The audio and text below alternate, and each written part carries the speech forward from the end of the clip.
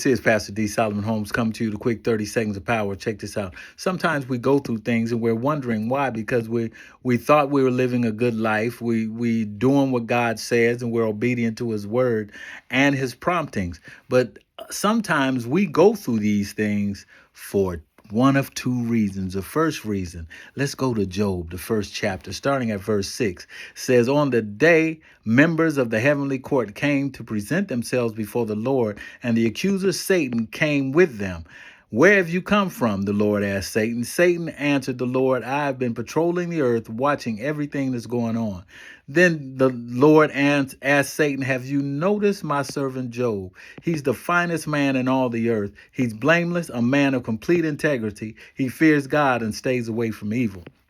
That's what God did. He was bragging on Job. John 11 chapter, starting at verse 1, is talking about when Lazarus died. But check this out.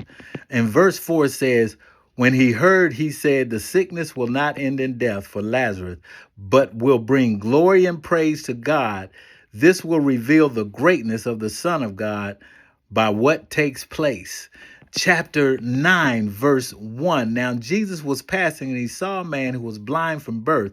And his disciples asked him, saying, 'Rabbi, who sinned, this man or his parents, that he was blind?' Jesus answered, 'Neither did his man sin or his parents. Rather, this blindness came so that the works of God might be manifested in him."